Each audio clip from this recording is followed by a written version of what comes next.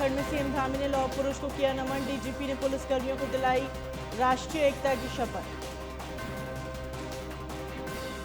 Dhami cabinet का बड़ा फैसला, चारधाम यात्रा मार्ग पर बनेंगे रेस्टोरेंट और पार्किंग। पर्यटन क्षेत्र में तेजी से होगा विकास।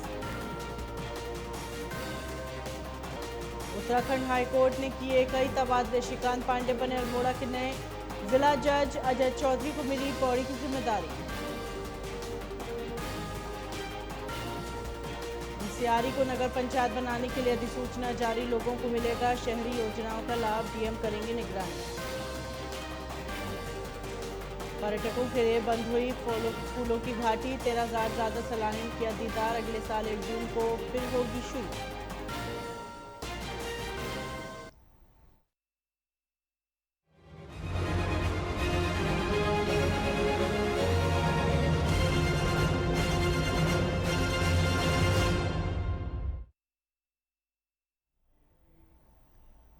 नमस्कार, स्वागत है आपका। आप देख रहे हैं उत्तराखंड लाइव। मैं हूं आपके साथ हिना।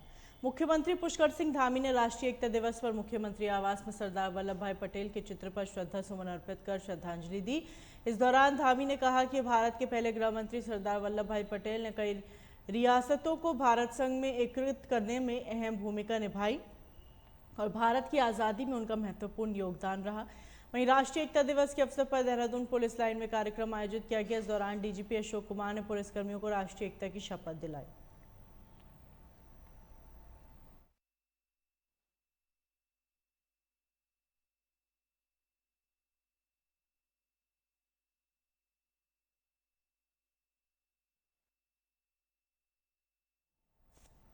विश्व धरोहर फूलों की घाटी आज मंगलवार को पर्यटकों के लिए बंद हो गई। इस वर्ष 13,161 देशी और विदेशी सैलानियों ने घाटी का दीदार किया। फूलों की घाटी ने वन क्षेत्र अधिकारी गौरव नेगी ने बताया, अब घाटी को पर्यटकों के लिए अगले वर्ष तक जून को खोला जाएगा। वहीं इस साल भारी बारिश, बद्रीनाथ हाईवे बार बार बंद होने और मौसम को देखते हुए यात्रा को बीच में रोकने से पर्यटकों ने घाटी की ओर कम रुख किया।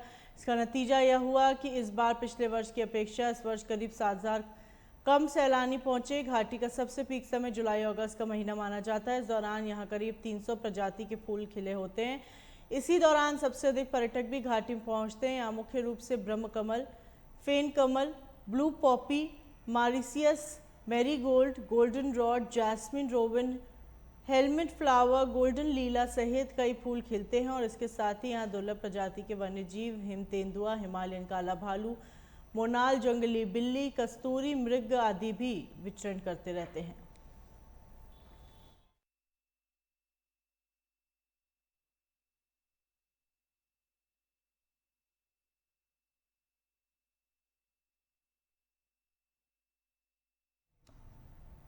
करवा चौथ पर्व पर बाजारों में चहल पहल बढ़ गई है। महिलाएं त्योहार के लिए खरीदारी करने लगी हैं।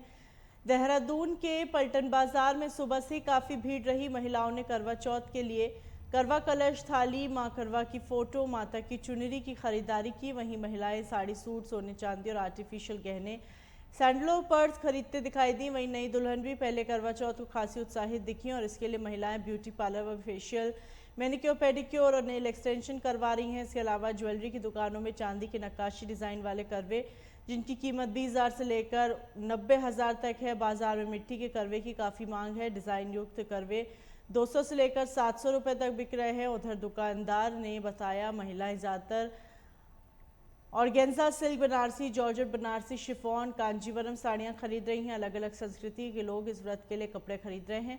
उत्तर भारत के लोग साड़ियाँ खरीद रहे हैं तो दूसरी तरफ पंजाबी लोग सूट खरीद रहे हैं।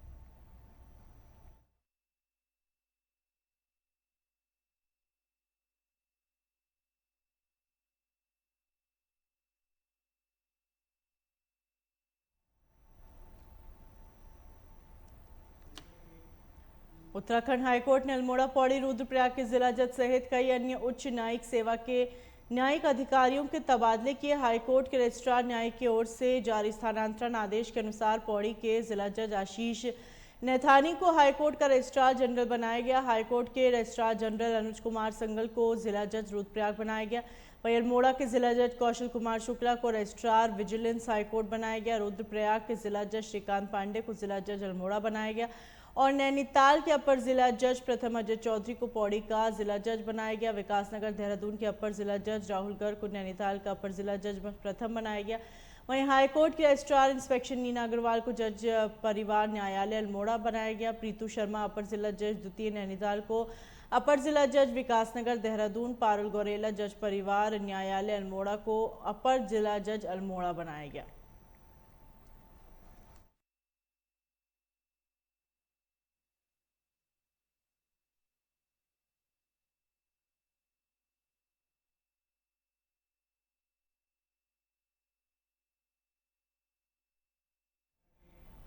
उत्तराखंड के 6000 से अधिक कर्मचारियों को सरकारी पुरानी पेंशन की सौगात देगी। सोमवार को हुई कैबिनेट की बैठक में इस पर मुहर लग गई। इसके तहत राज्य में 1 अक्टूबर 2005 से पहले जिनकी भर्ती के विज्ञापन अधिसूचना जारी हो चुके हैं, वे पुरानी पेंशन का लाभ ले सकते हैं। वहीं केंद्र सरकार ने मार्च माह में कट ऑफ डेट तक भर्तियों के विज्ञापन से चुने गए कर्मचारियों को नई के बजाय पुरानी पेंशन का लाभ दिया। इसी के आधार पर राज्य सरकार ने भी निर्णय लिया और इसके तहत राज्य में 1 अक्टूबर 2005 को नई पेंशन योजना लागू हुई। इससे पहले जितने भी विज्ञापन निकले होंगे उनसे नौकरी पाने वाले करीब 6000 कर्मचारियों को सरकार पुरानी पेंशन योजना में शामिल होने का विकल्प देगी। प्रदेश में 67,557 सेवारत कर्मचारी ऐसे हैं जो पुरानी पेंशन के अंतर्गत आते हैं। 1,35,556 पेंशनर पर सरकार का हर साल 6,000 करोड़ खर्च हो रहा है। 90,247 सेवारत कर्मचारी ऐसे हैं जो नई पेंशन योजना के दायरे में आते हैं। इन पर सरकार सालाना 815 करोड़ रुपए खर्च कर रही है। नई पेंशन योजना के दायरे में आने वाले 4,342 कर्मचारी अभी तक सेवानिवृत्त हो चुके हैं।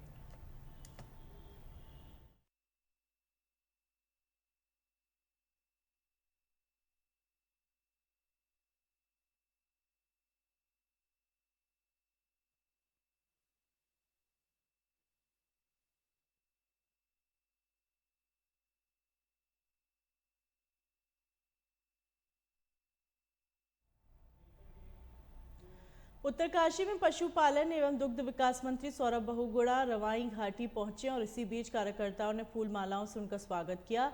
इस दौरान कैबिनेट मंत्री ने पशुपालकों की समस्याएं सुनी, जिसमें पशुपालक ने मंत्री के सामने मत्स्य पालन विभाग पर चहेतों को लाभ देने का आरोप लगाया। पशुपालकों ने कहा, विकास केंद्र बंद होने से पशुपालकों को दूध के सही दाम नहीं मिल पा रहे हैं, जिससे क्षेत्र में दूध का उत्पादन घट रहा है। विभाग द्वारा संचालित आवश्यक सेवा 1962 पर कॉल करने पर उन्हें सेवाएं नहीं मिल पा रही हैं। कर्मचारी गांव आने को तैयार नहीं है, जिस पर विभागीय मंत्री ने नाराजगी जताकर विभागीय सचिव वीवीआरसी पुरुषोत्तम से फोन पर बात कर कार्रवाई करने के निर्देश दिए।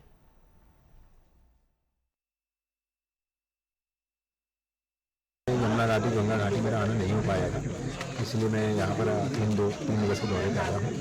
कोई सौगात तो नहीं, कार्यकर्ताओं से मिलने, पशुपालकों से मिलने, मत्स्य पालकों का काम देखने, जो हमने यहाँ पे सरमौल में हैचरी दी है उसको देखने आए और कुछ समस्याएं जो हमारे विभागों की यहाँ पे धरातल पे हैं उनको सुनने आया हूँ कार्यकर्ताओं के और पशुपालकों के द्वारा। तो कुछ यहाँ पे समस्या बताई भी गई है। चारा बैंक की समस्या हमारे कोरोला में पशुपालकों ने बताई है। दूसरा हमारे नौगांव में जो है ब्लॉक जो है उसमें जो चारा बैंक है छोटा है, उसको बड़ा करने की एक योजना बताई गई है। तो मैंने घोषणा करी है कि मैं दोनों जगहों पे जिला चारा बैंक का निर्माण होगा। दूसरी तरफ जो चारा बैंक है उसको बड़ा थोड़ा किया जाएगा ताकि पशुपालकों को समस्या ना हो। कहीं पे कुछ सोसाइटीज़ नहीं खोलने की बात करी गई, या तो दूध की अवेलेबिलिटी है लेकिन सोसाइटी नहीं कार्यरत है। मैंने अपने अधिकारियों को निर्देशित किया है कि उन सोसाइटियों को फौरन शुरू करें जहाँ पे आंचल को दूध मिलने की संभावना है।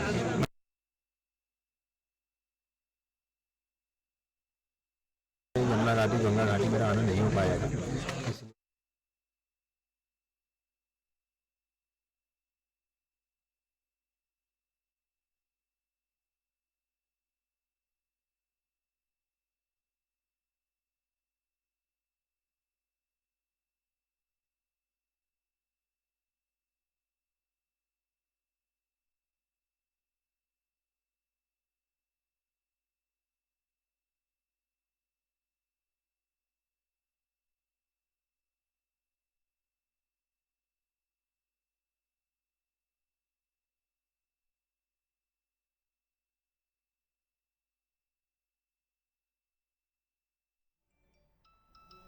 विधानसभा थराली के पिंडर घाटी में भाजपा युवा मोर्चा के तत्वाधान में खेल महाकुंभ 2023 के तहत बालक बालिकाओं के लिए मैराथन दौड़ का आयोजन किया गया।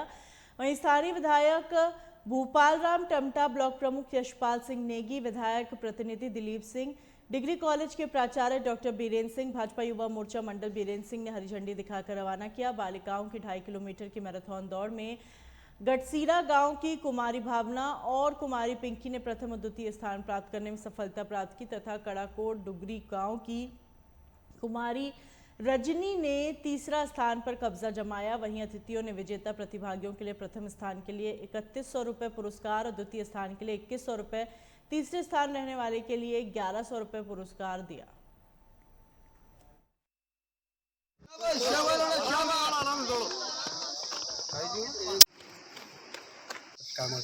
आज केंद्र से युवा मोर्चा के द्वारा जो पूरे सभी जिलों में सभी मंडलों में कार्यक्रम चल रहा है खेल महाकुंभ का, जिसमें कई खेल युवा मोर्चा करवा रहा है। और अभी हमारा आज वॉलीबॉल का भी कार्यक्रम था, जो स्कूल में पेपर चलने के कारण हमें ग्राउंड ना मिल पाने के कारण हमने दौड़ कराई आज, और जिसमें काफ़ी युवाओं ने काफ़ी बच्चों ने भाग लिया। और मैं सभी जो विजेता हैं प्रथम सेकंड थर्ड जो आए उनके लिए और सभी युवाओं के लिए आगे भविष्य की शुभकामनाएं देता हूं। और सभी युवाओं से आशा करता हूं कि इस और भी कार्यक्रमों में ऐसे खेलों में प्रतिभाओं में खूब बढ़ चढ़ के भाग लें। और धन्यवाद करता हूं सभी युवाओं का और कॉलेज के टीचरों का और हमारे प्रतिनिधियों का और हमारे छात्र संघ अध्यक्षा का और सभी युवाओं का, हमारे छोटे भाई राहुल बुदोला का और पवन का सल के साथ 2100 फर्स्ट प्राइज, जिसमें बालिका वर्ग और माफी चाहते हैं 31 प्रथम और सेकंड 21 और तृतीय 11 का जो हमने प्राइज रखा था शील्ड के साथ और ट्रॉफी के साथ, जिसमें काफ़ी युवाओं के चेहरे पे एक खुशी और रौनक सी थी। आगे भी हम युवाओं से आग्रह करते कि एक बढ़ चढ़ के भाग लें। अपने बड़े भाई जो युवा मोर्चा अध्यक्ष है श्री बीरेन्द्र सिंह बिष्ट जी का तहे दिल से धन्यवाद करती हूँ, जिन्होंने हमारे महाविद्यालय में यह कार्यक्रम करने का सोचा, जिसमें हमारे महाविद्यालय की लड़कियों ने बहुत से ज्यादा बालिकाओं ने बढ़ चढ़कर भाग लिया, जिसमें उन्हें भैया बीरेन्द्र सिंह भैया के द्वारा प्रोत्साहित किया गया, जिनमें उनके चेहरे पे एक अलग ही खुशी देखने को मिली।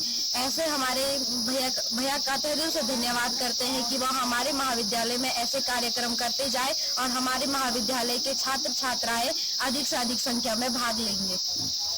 इसी के साथ विधायक जी, प्रमुख जी और कई अतिथि थे, जिन्होंने बच्चों का बहुत ही प्रोत्साहन किया और उन्हें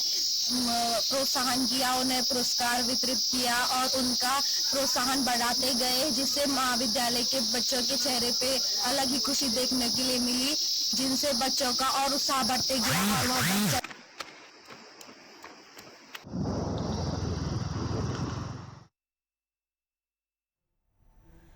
हरिद्वार में स्वच्छता ही सेवा और एक युद्ध नशे के विरुद्ध कार्यक्रम के तहत आज राजकीय बाल गृह रोशनाबाद से बाइक रैली का आयोजन किया गया, जिससे मुख्य विकास अधिकारी प्रतीक जैन ने हरी झंडी दिखाकर रवाना किया। बाइक रैली रोशनाबाद से होते हुए बॉटलिंग प्लांट तक पहुंची और इस बीच लोगों को नशा मुक्ति के लिए जागरूक किया गया। वहीं विकास भवन के सामने स्वच्छता अभियान के विषय पर नुक्कड़ नाटक प्रदर्शित किया गया। हमने डिस्ट्रिक्ट हरिद्वार में नशा मुक्ति आंदोलन के तहत एक वृहद स्तर पर नशा मुक्ति रैली ऑर्गेनाइज करी है। इसमें ये रैली वैसे महिला और बाल कल्याण विकास विभाग द्वारा ऑर्गेनाइज की गई है।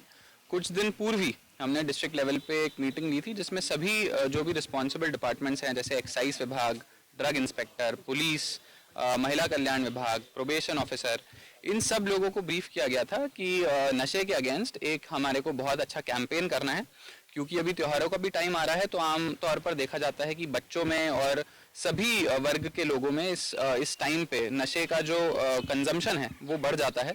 पुलिस ने भी ऐसा ही ऑब्जर्व किया है। हमारी पूरी कोशिश है कि एक तरह तो हम लोग जहाँ पे ड्रग मिलते हैं या फिर कच्ची शराब मिलती है उसे रोक पाएं, उसको कंट्रोल कर पाएं, वहीं पे दूसरी तरफ अवेयरनेस भी अच्छे से कर पाएं। अवेयरनेस के लिए हमने शिक्षा विभाग और हेल्थ विभाग को भी सचेत किया है कि कोई भी अगर हॉस्पिटल्स में आता है हमारे जो नशे की कंडीशन में है, या फिर स्कूल्स के माध्यम से भी बच्चों के थ्रू हम लोगों का यह प्रयास है कि लोगों को नशे के विरुद्ध और ज़्यादा प्रोत्साहित किया जाए और एक हेल्दी लाइफस्टाइल जीने के लिए सबको प्रेरित किया जाए।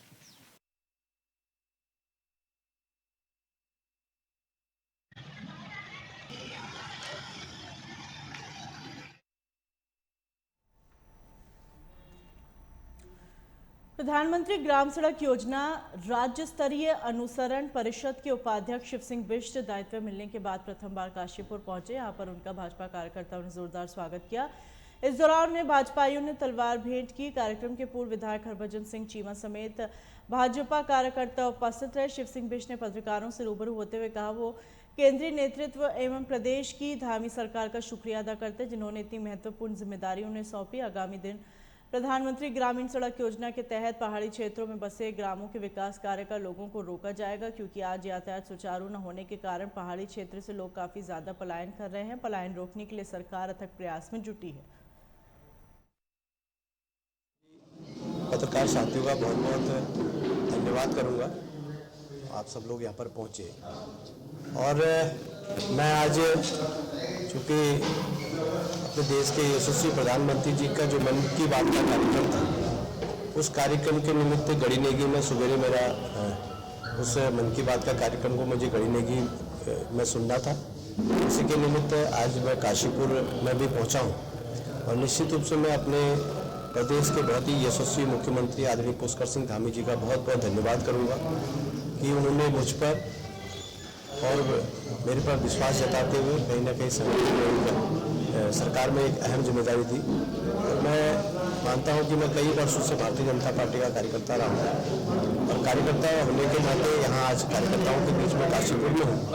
और निश्चित रूप से जिस तरह से जसपुर से लेकर और गढ़ीनेगी के बाद काशीपुर में सभी कार्यकर्ताओं ने जिस तरह से मुझे सहयोग करा, जिस तरह से कार्यकर्ताओं ने अपना आशीर्वाद दिया, मैं सभी कार्यकर्ताओं को तहे दिल से बहुत बहुत धन्यवाद करता हूं। उनका आशीर्वाद, उनका स्नेह प्यार मुझे मिला। और निश्चित रूप से मेरी प्राथमिकता है कि जो प्रधानमंत्री ग्रामीण सड़क योजना का पदभार मुझे उपाध्यक्ष का दिया है, मैं मानता हूँ कि उत्तराखंड के जो हमारे पहाड़ी जिले हैं, उन पहाड़ी जिलों में अगर पहाड़ी जिलों का लाइफलाइन अगर किसी को कहा जाएगा तो प्रधानमंत्री ग्रामीण सड़क योजना के माध्यम से हमारे दूरस्थ अंचलों के जो गांव जो सड़कों से वंचित रह गए थे, ऐसे गांवों को जोड़ने का काम प्रधानमंत्री ग्रामीण सड़क योजना के अंतर्गत हमारी सरकार द्वारा किया जा रहा है।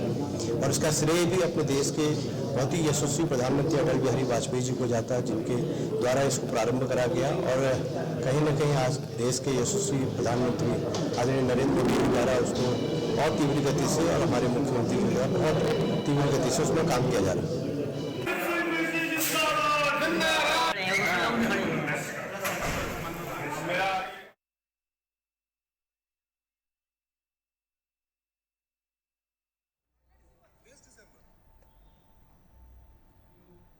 कांग्रेस के पूर्व अध्यक्ष राहुल गांधी ने आज प्रेस कॉन्फ्रेंस करके केंद्र सरकार पर जोरदार हमला किया। उन्होंने दावा किया उनकी पार्टी और कुछ अन्य विपक्षी दलों के नेताओं के आईफोन से सरकार प्रायोजित हैकर्स द्वारा छेड़छाड़ करने की कोशिश कर रही है।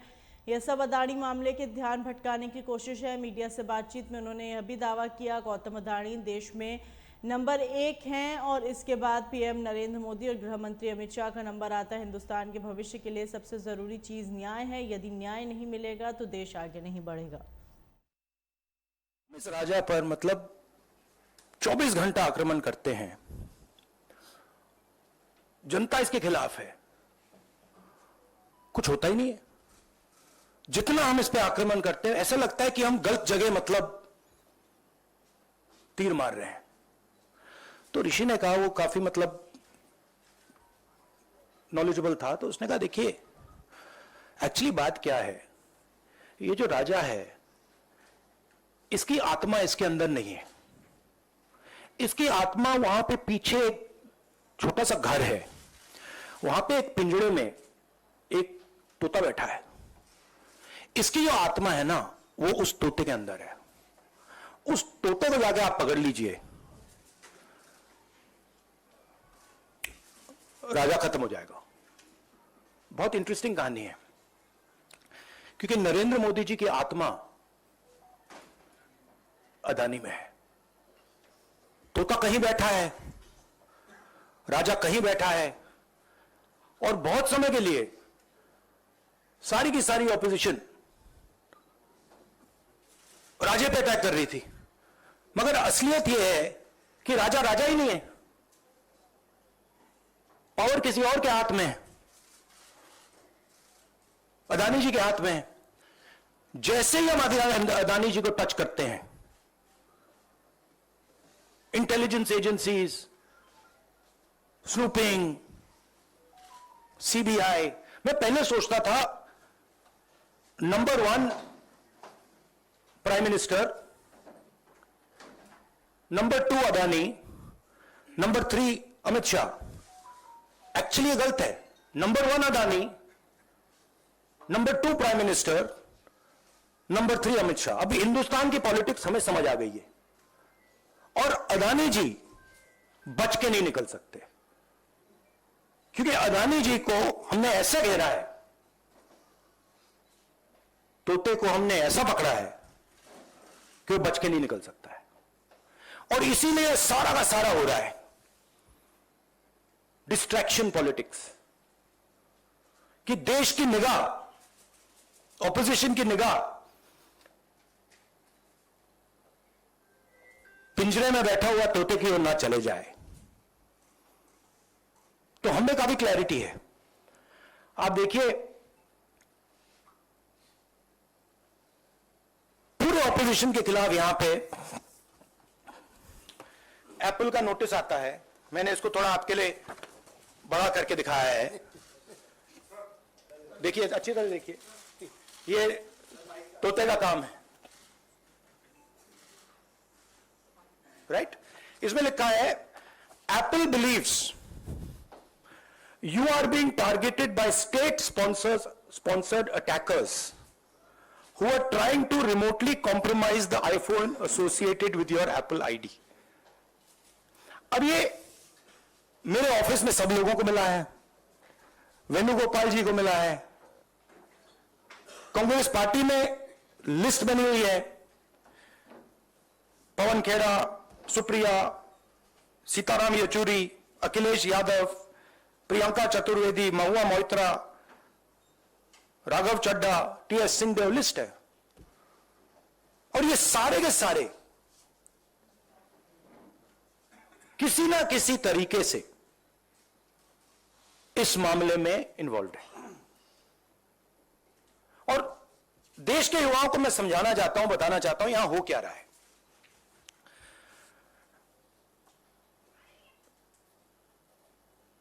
आपका ध्यान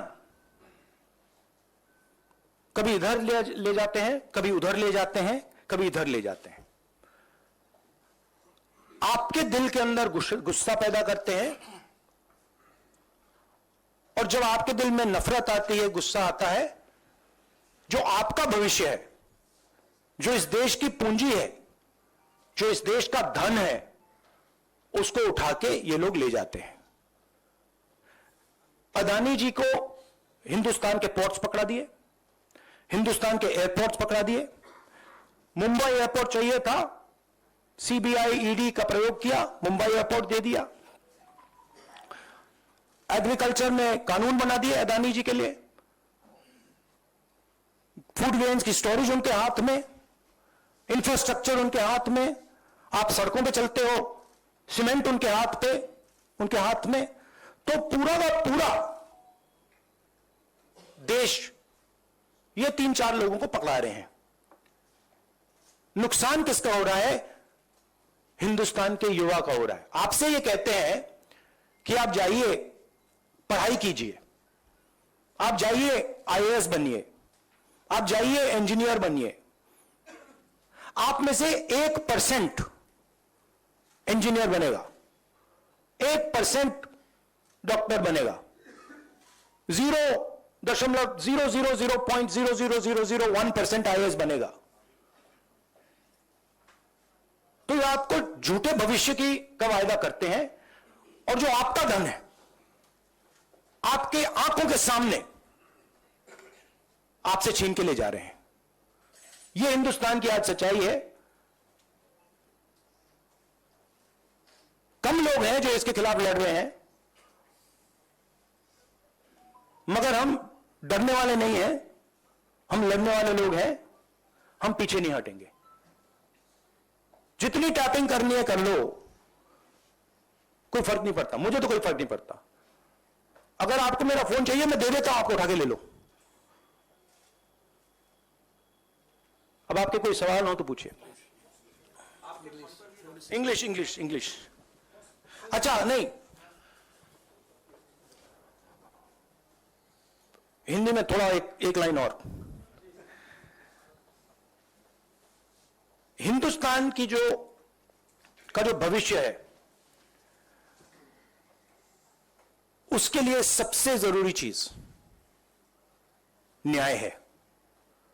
अगर इस देश में, इस देश की जनता को, इस देश के युवाओं को न्याय ना मिले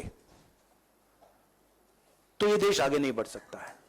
और मैंने बहुत बार बोला है और मैं बोलता रहूंगा, और हम ये काम करके दिखा देंगे कि कास्ट सेंसस के बिना इस देश के युवाओं को न्याय नहीं मिल सकता। और ये पूरा का पूरा डिस्ट्रैक्शन जो हो रहा है, जब अदानी जी पैसा चोरी करते हैं, किससे चोरी करते हैं? देश की आम युवा से चोरी करते हैं, पिछड़ों से चोरी करते हैं, दलितों से चोरी करते हैं, आदिवासियों से चोरी करते हैं। जब अदानी जी कोयले में, ऑस्ट्रेलिया में जब नाव चलती है, यहां आती है, जब वो ओवर इनवॉइसिंग करते हैं, तो अदानी जी किसकी जेब से चोरी कर रहे हैं पैसा? जो आप बिजली खरीदते हो उसमें अदानी टैक्स है, ट्रेन में आप जाते हो उसमें अदानी टैक्स है, फ्रेट घूमता है उस पर अदानी टैक्स है। टैक्स किससे, कहां से आ रहा है? पिछड़ों की जेब से, दलितों की जेब से, आदिवासियों की जेब से, गरीब लोगों की जेब से, छोटे व्यापारियों की जेब से, और पूरा का पूरा ट्रांसफर इनकी जेब में हो रहा है। In English brother. See, there is a beautiful story, old Indian story. There was a king, very nasty king, and he was attacking everybody, stealing from everybody. Everybody was disturbed, and his opposition would keep trying to fight him. Nothing would happen to the man. They'd keep attacking, keep attacking, keep attacking.